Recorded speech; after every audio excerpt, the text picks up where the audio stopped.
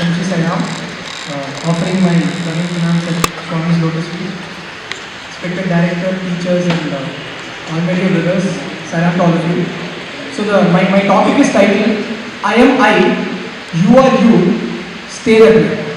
So when you hear the words I am I, please don't think that I'm going to speak on a very spiritualistic sense, because the speaker here is not so qualified to talk on at that level, but I'm going to talk to you at a very materialistic level. So I would like to start with a small real life incident which took place in my 9th standard.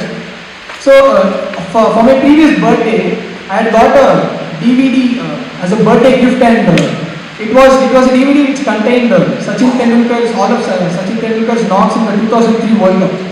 And after I had got the DVD, it was almost like the fourth meal of the day, in the sense that I would have literally watched it around 50 to 70 times. And so during one of those days, my father comes home and he looks at me watching this video. And I'd watched it so many times in front of him only. And so he looks at me and tells, Siddharth, don't you get bored seeing the same person again and again and again? Yes, I don't know. And so I looked at him and asked him, Dad, what do you do when you come home? And he is a fan of the legendary Ustad Zakir Hussain, and he loves music. So he tells, I listen to Ustad Zakir Hussain playing the tabla. And I also asked him, don't you feel bored listening to the same person again and again? So my dad looks at me with a sense of empathy on his face and tells me, Siddharth, you don't understand. Do you know how difficult it is for Zakir Hussain to get that press release on the daga, to seamlessly switch between playing slowly and playing fast, and even when playing fast, playing each ball so clearly, and do it for 40 years. Do you know how difficult it is? And then I also looked at my father with a sense of empathy on my face, and I said, do you know, Dad, how difficult it is for Sachin Tendulkar to play that straight drive, to get his foot to the pitch of the ball, ensure that his weight is transferred onto the front foot, to ensure that the ball beats the middle of the bat, and ensure that the gap between mid-off and mid-on is split with the precision of a surgeon, and to do all that when Brett Lee is bowling at a speed of over 150 kilometers per hour, and to get that straight drive. Do you know how difficult it is?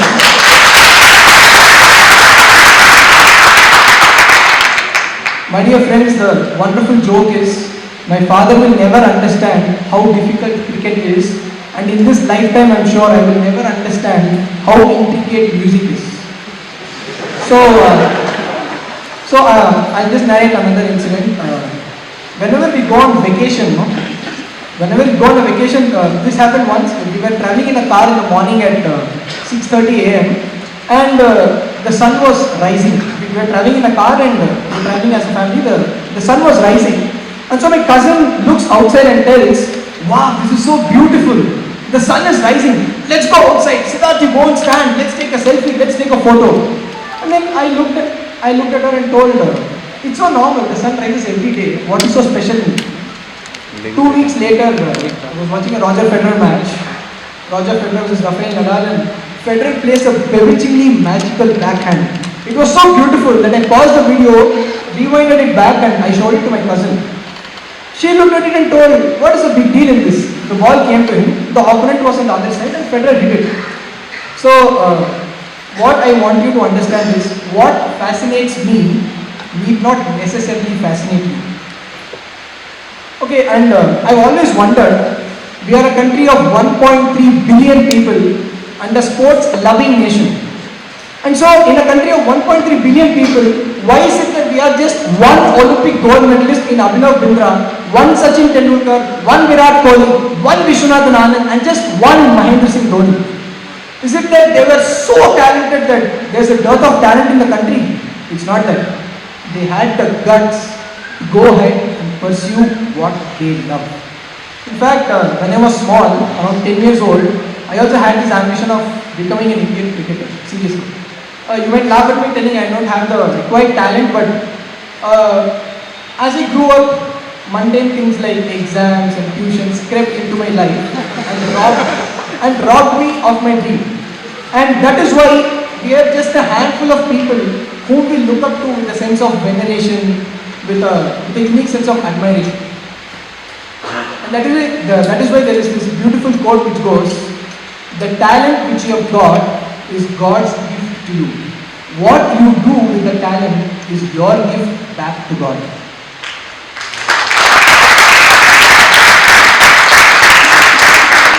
So the next question is, what is passion?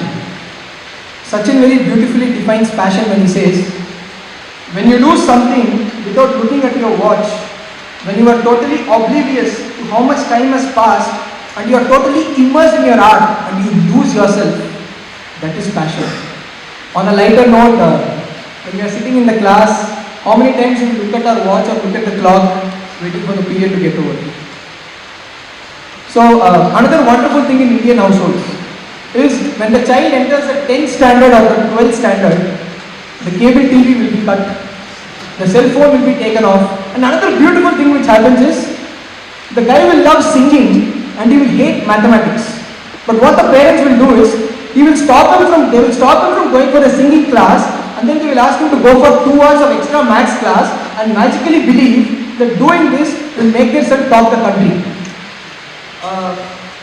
And one more thing is, what will the society think if I do something unconventional? Let me tell you, you are the last person that the society is bothered about. In fact, there is a beautiful quote which goes, if you do something good, the bad will criticize you. If you do something bad, the good will criticize you. And if you do nothing, then everybody will criticize you. So, in fact, I have a personal experience with respect to how fickle the society is. So in my 8th standard, I had gone to a marriage function. So in South Indian marriages, you get to do 2 things. One, you get to eat a very sumptuous meal without actually knowing who has sponsored it. And the second thing is, suddenly you get to know that the whole world is full of your relatives. I'll just give you a small example. When I had gone for a marriage, this is how my mother introduced me to a relative. I've written it down. This is your father's sister's husband's brother's wife's aunt's sister. So this was the complex way in which that person was related to me. And I was in my 8th standard.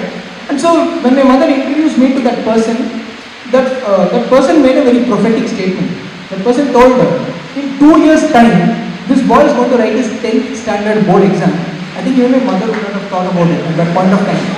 And she also told, looking at the playful nature of this boy, I don't think he will do well in his 10th standard. Life indeed comes full circle.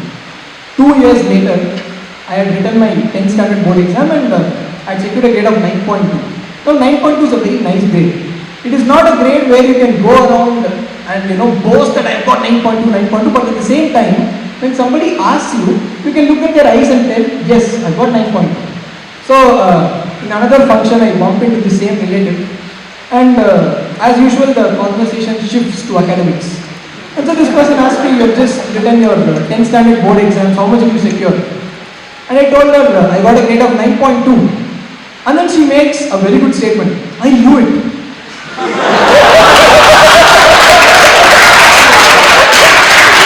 I knew it. This boy is so intelligent. Even though he's playful, I knew he would score marks. So, the society is indeed very fickle. In fact, very few people get to know what their passion is at a very early age. Fewer actually have the guts to go ahead and pursue the passion, and even fewer people go ahead and actually convert their dream into a reality. In fact, I share a wonderful experience in the sporting world. So when I choose a cricketing incident, I've got to be very careful because we are a cricket mad nation, and I've got to choose an incident where most of you will not be aware of. And so hopefully the incident which I'm going to tell you, you may not be aware of it. This is from the life of legendary Indian opener Vinendra Sehwag. So when Sehwag was 8 years old, he was madly in love with batting. So what happens is when you play street cricket is generally you play with people who are almost double your age, like 15 years, 16 years, also the small kids will play. Sehwag was madly in love with batting, and so he goes to one of these elder boys and asks him, brother, I'm madly in love with batting, please give me the bat now, I want to bat. So that boy jokingly looks at Sehwag and says, I can't give you, but I'll give you on one condition. You see now there is a building there. You go to the first floor and you jump from there. If you successfully jump from there, I will give you batting. This was meant as a joke. But Virendra Sehwag actually goes to the building, goes to the first floor, jumps from there. He hurts his head and he was bleeding. But still he came back to this boy and told, I have jumped from the first floor, give me batting now. So when you look back at Virendra Sehwag's 15-year career, illustrious career, no?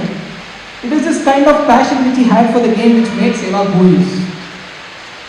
I would like to close with another small incident. In the year 2006, Delhi was taking on Baroda in a Ranji Trophy match, and a young teenager of 17 years, and he had just finished the day's play, and he was batting on 40 not out. And so when he was walking back to his colony, he had just two thoughts in his mind. Save his side from the peril they were finding themselves in the next day, score a century and cement his place in the side. But then when he came home, there was a disaster which was awaiting him. His father had passed away due to a heart attack, and his mother was facing the wall. She was crestfallen and she was sitting there not knowing what to do. So this boy had a choice. Skip the match, it is perfectly alright, nobody will tell you anything. And tell it's a personal tragedy and I can happily skip the match. Or the second choice is, put the personal tragedy behind me, go back to the field and continue playing. So what this boy does is, next day, he goes to the field, he scores a valiant 94 and he's dismissed 6 runs short of a century. And then his coach calls him up, and as soon as he hears his coach's voice, he breaks down. And his coach tells him on the phone, don't worry, we are all with you. We know that your father has passed away. And for this boy replies, sir, I am not trying for that. When I was 6 runs short of 100, I did not nick the ball, but the umpire still gave a wrong decision and I was out and I missed my 100. At the age of 17, this is the kind of passion Virat Kohli had for the game, and no wonder 15 years later, he is hailed and venerated as one of the greatest batsmen of the modern era. So, I would like to close my talk with the last few lines of the poem, Road Not Taken. 2 roads diverged in a yellow wood, and I took the one less travelled by, and that made all the difference. So all of us have a choice in life. Either we can do what we love and make a mark in that field, or go along with what the society feels you are good at and make a living out of it. So the road you take is your choice. Choose it wisely. Thank you so much.